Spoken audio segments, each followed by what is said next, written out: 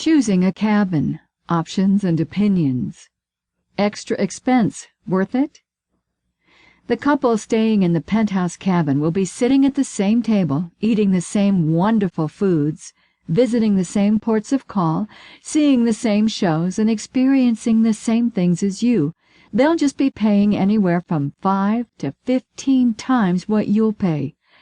Another way to look at it is, they'll take one cruise, and for the same cost you'll be able to take 15 cruises. Do you really need a butler?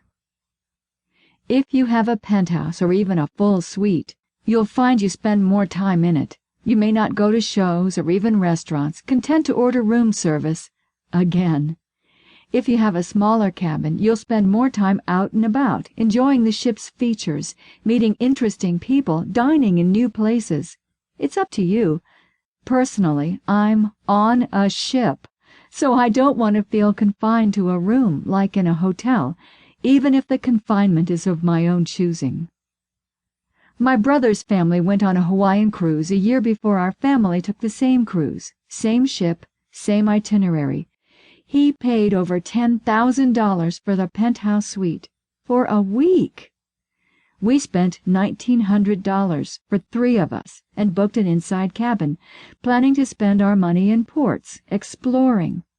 We were upgraded to a balcony cabin for $190 total just a week before the cruise. I know for a fact we had more fun than my brother's family. Cabin prices are based on double occupancy. Solo passengers pay a surcharge, often 200%. You're better off finding a friend or family to pay half the cost of the cabin. You do have a friend, right? Inside cabins. Inside cabins have a bad rap. Think about it. If they were as bad as you have heard, how could the cruise lines possibly sell out cruise after cruise?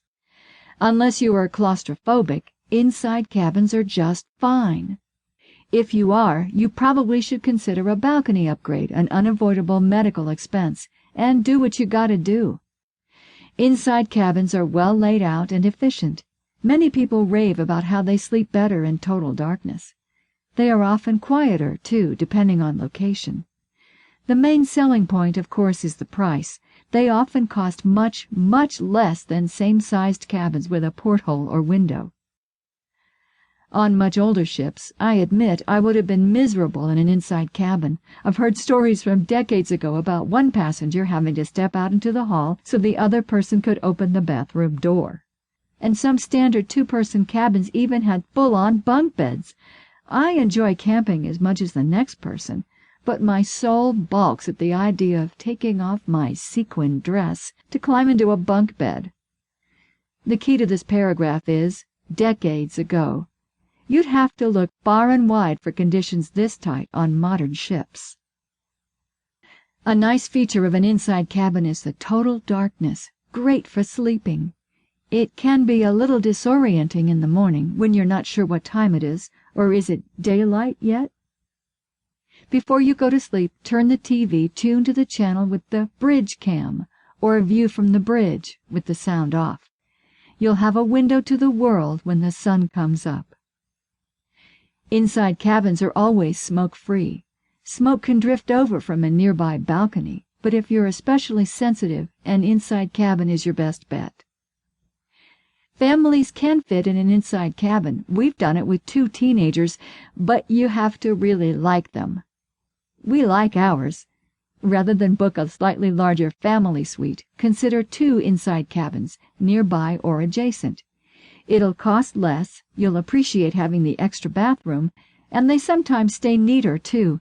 Well, ours did. We booked a girl cabin and a boy cabin with the appropriate gender parent and kid in each. The girl cabin was tidy all week.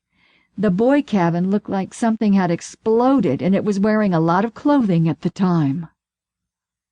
To keep listening to this audiobook, I've left you a link in the description so you can do it, at no cost thanks to Audible's 30-day free trial.